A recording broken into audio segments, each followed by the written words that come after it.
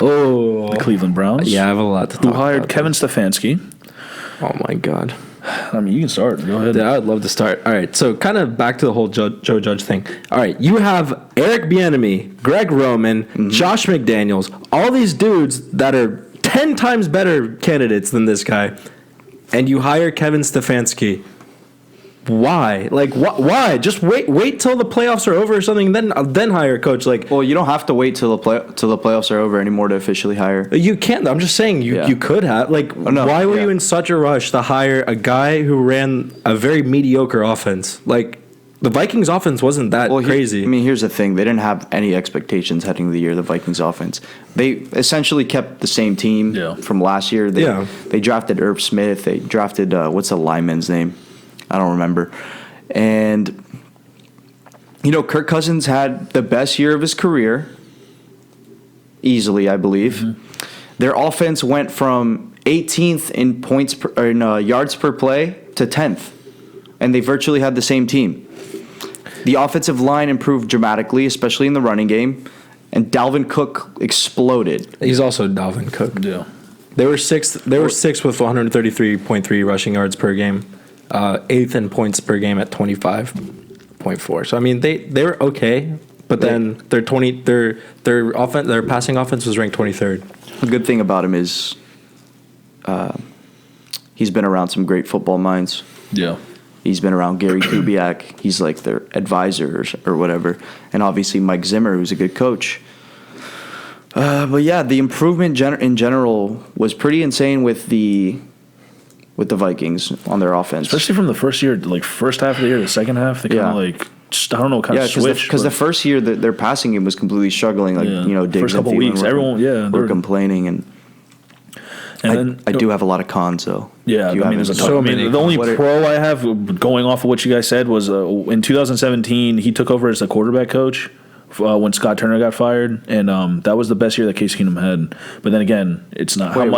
When Case Keenum was a quarterback, he was the quarterback. He was the quarterback's coach. Okay. So I mean, but how much credit do you give him instead of OC or like Pat Shurmur was the OC? Yeah. So, but last year you're also going from something awful. They had what's his name, DiFilippo. Oh yeah. As their coordinator, he was horrendous. And now you're going to something that he was pretty decent this year, and his play calling was pretty good. It was very average. Yeah, and I mean San Francisco game was pretty bad. Yeah. Like as soon as they had to start, I think their passing game lacks creativity, in my opinion. Great, but running the ball, like that's what the Browns should do more of. Or no, they ran the ball. Chubb led the league. Yeah, no, did he? Derrick Henry passed him in the very last game. That's right. Chubb was up there for a while. I remember that. So the only thing I am hyped for Chubb and the rushing offense with this hire, especially because they also have Bill Callahan now, that was my favorite hire that they made. Yeah, that's going to help the offensive line so much. Oh my god! Like he turned Eric Flowers to like a decent player. Yeah. That is an accomplishment. That's impressive. That is impressive. That is impressive. So, I mean, the rushing game, all right, like, I'm excited for that. That'll be pretty cool. But then my big question is, how is he going to be able to handle all the big egos in the locker room? Yeah. Because if he already doesn't have a creative passing game, then you're going to have Jarvis Landry and, of course, OBJ bitching about targets and stuff like that. Like, is he going to be able to win the respect of the locker room? Because Freddie Kitchens couldn't, and he was garbage. I mean, Freddie Kitchens was awful. First of all, that dude had zero creativity. Well, I mean, it's not his fault, man. Like, he had no place. He had no creativity. So, all right, my only thing is you can't get worse than Freddie Kitchens, so at least this is a little bit better, but we'll see how much better it actually is. I'm not super high on this hire, but we'll see how it plays out. If you can learn one thing with the Browns is it can always be worse. This is their 12th head coach since 1999. Baker's fourth already. Bro, in 20 years? 20 years, 12 coaches. Yeah, dude. But holy shit. I think the Rams had it bad, my guy, dude. The Browns have been trash my entire life. I have a good amount of cons for this guy. Go for it. I think they ran the ball far too often, especially on second and longs. I mean, you had, like I said, passing game lacked creativity. Versus San Francisco, they couldn't run the ball, and that defense is insane, though. Yeah, but I mean, nothing. Yeah. Like this guy. Yeah. Like, how do you watch those games that weekend You watch Kansas City drop 51 on Houston in a game where they scored 0 in the first quarter. And then you watch Kevin Stefanski's offense, and you're like, yeah, we're going to hire Stefanski.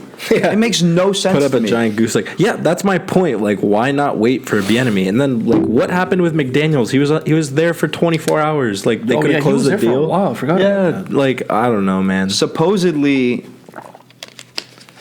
what's his name? What's the guy from Money? Paul DePodesta wants the coach before every game to submit a game. Oh, that's with right. The analytics I forgot you sent that. Like, that sounds crazy to me. That is pretty ridiculous. Yeah. That's what I'm sure McDaniels was like, no, dude. Yeah, sorry, not happening. And Stefanski was probably like, yes, sir. Yeah, of course. I want to be a head coach. Yeah.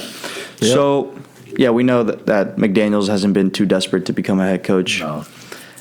Another thing is, like you said before, how much credit do you give him? Because Mike Zimmer Mike Zimmer, but he doesn't praise him. No. He doesn't explicitly. Does he praise anyone, though? Yeah. You know who he praises? Their offensive advisor, Gary Kubiak. You know what he said in November? About Kubiak? Mike Zimmer said. You say that? You guys know what he said? No. Mike Zimmer said it's the best thing that ever happened to him about Gary Kubiak.